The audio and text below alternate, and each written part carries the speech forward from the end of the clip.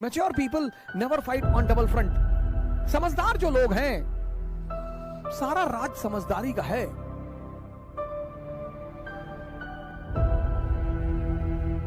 अब आप सोच के देखो कि कोई अपनी उंगली पर पर्वत उठा ले। डिमॉन्स्ट्रेशन ऑफ पावर, शक्ति का प्रदर्शन। दुनिया में तुम 3 लोगों के बिना नहीं जी सकते और तुम 3 लोगों के साथ नहीं जी सकते। इनको अपनी महत्वाकांक्षा कभी मत बताओ। अगर आप जीवन में बड़ी बड़ी तैयारियां कर रहे हैं और हर फ्रंट पे लड़ रहे हैं, किसके रिश्तेदारों ने, किसके पट्टीदारों ने किसको खुश रखा है? पट्टीदार हैं आपके, वो डेली उस मकान से गुजरेंगे और डेली मरेंगे। उसका मजा है sir.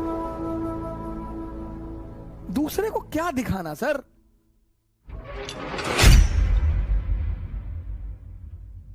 Mature people never fight on double front. समझदार जो लोग हैं, सारा राज समझदारी का है। इसीलिए तो राम जंगल जा रहे हैं, तैयारी करनी है। कुछ लोग आईएएस की, अगर आप बड़ी बड़ी तैयारियां कर रहे हैं, गौर से सुनिएगा इस बात को।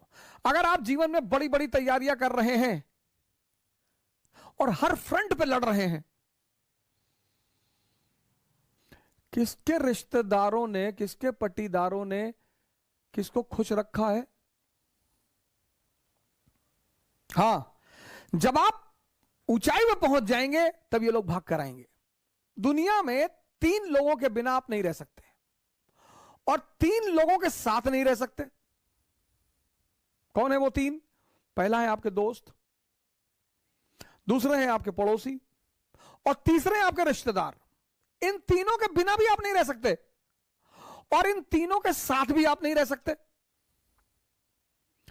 इन तीनों से अपने आप को बचाना ही योग्यता है। आप उठे समस्तीपुर से, बैग उठाए, किसी को बताया ही नहीं कि आप आईएएस की तैयारी करने जा रहे हैं। बताया ही नहीं आपने, चर्चा ही नहीं की। अगर किसी ने पूछा कि दिल्ली जा रहे हो? हाँ, वो इन्फो जॉब लग गई है, ऐसा ही जॉब लग गई है। बेंगलोर जा रहे हो? हाँ, इन्फोसिस में जॉब लग गई है।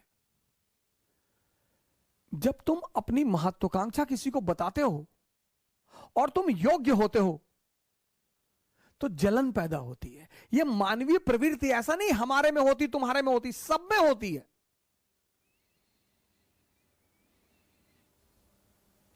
सब में। अभी तुमको ऑस्ट्रेलिया में आईएएस बना दिया जाए, तुम नहीं जाना चाहोगे।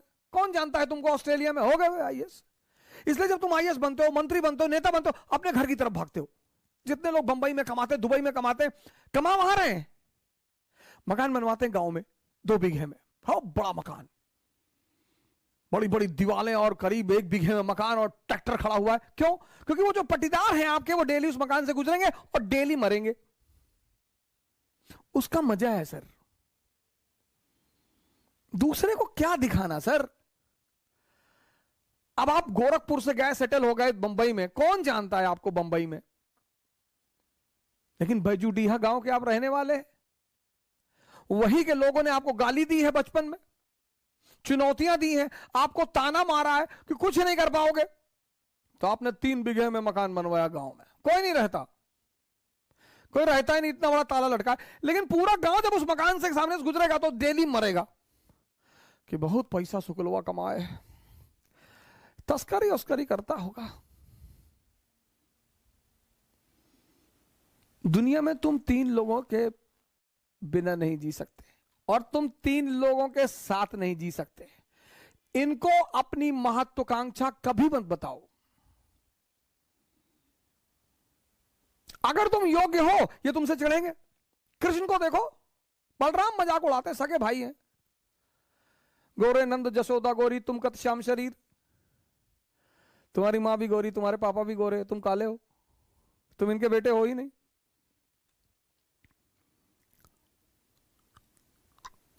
फिर बलराम एक दिन कृष्ण से कहते हैं कि ये वृंदावन के यादव लोग तुमको पीटने का प्लान बना रहे हैं। बोले क्यों? बोले तुम इनकी बीवियों के साथ नाचते हो, पीटेंगे नहीं? अरे बोले यार तुम भाई टेंशन मत लो, हम हैंडल कर लेंगे। एक दिन बारिश हो रही थी वृंदावन में और कृष्ण ने गोवर्धन पर्वत उठा लिया उंगली पर। अब आप सोच के देखो कि कोई अपनी उंगली पर पर्वत उठा ले। डिमॉन्स्ट्रेशन ऑफ पावर, शक्ति का प्रदर्शन। तब यादवों ने कृष्ण से कहा कि देखो भैया, तुम बीवी के साथ तो नाची रहे हो, तुम साली के साथ भी नाचो, हमको कोई टेंशन नहीं है।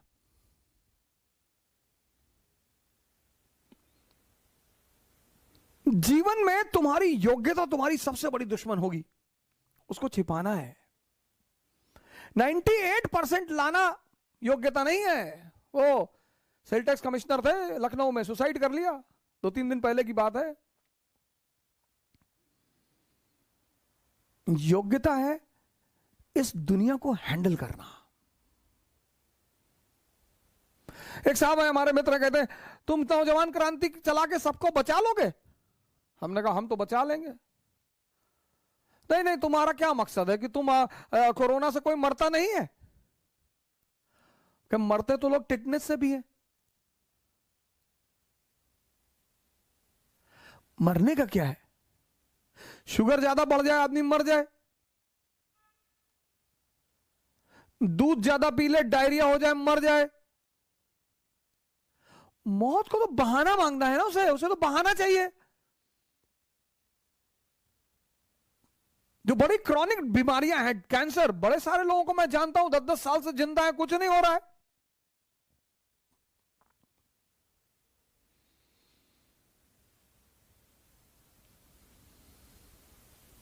मैच्योर जो लोग हैं ना, मैच्योर, वो दो फ्रंट पर कभी नहीं लड़ते। इसलिए जितने हमारे युवा भाई हैं, जब भी आप बाहर निकलें, तैयारी करने के लिए निकलें, पढ़ने के लिए निकलें, बाकी सारे दरवाजे बंद कर दें, सन्यासी हो जाएं। यह है सन्यास का मतलब। सन्यास का मतलब यह नहीं गेरुआ पहन लिए हरिद्वार भाग गए, वो भगोड़े हैं, वो भगोड़े हैं। सन्यासी बन जाइए, दिल्ली आइए, इलाहाबाद आइए, बेंगलोर आइए, हैदराबाद आइए, सन्यासी बन जाइए। कोई आपसे कह रहा कि दिमाग खराब है तुम्हारा, तो आईएएस कभी नहीं बनेगा तू। जी भैया, हम तो भैया ऐसे ही चले आए भैया, हम तो एनसीईआरटी पढ़ने चले आए भैया, हम थोड़ी आईएएस बनेंगे भैया। और जिस दिन आईएएस बन जाओ उसी आदमी को पहले बुलाओ कि क्या हाल है तुम्हारा, क्या कह रहे थे तुम? अरे भैया हम तो ऐसे ही कह रहे थे भैया, हमारी तो अम्मा कहती हमारी शक्ल कुत्ते जैसी। बिल्कुल सही कहती तुम्हारी अम्मा।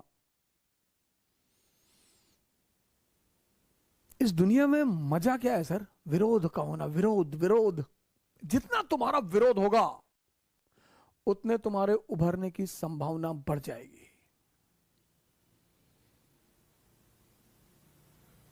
विरोध मुर्दे का नहीं होता सर, चाहे जितना बड़ा अपराधी हो, जब मरता है ना तो दुखी होते हैं लोग। तुम्हें पता करना है कि तुम जिंदा हो कि नहीं। अगर तुम जिंदा हो तो लोग तुम पर हंसेंगे, अगर तुम जिंदा हो तो लोग तुम्हारा विरोध करेंगे। ये सब जिंदा होने की निशानियां हैं सर।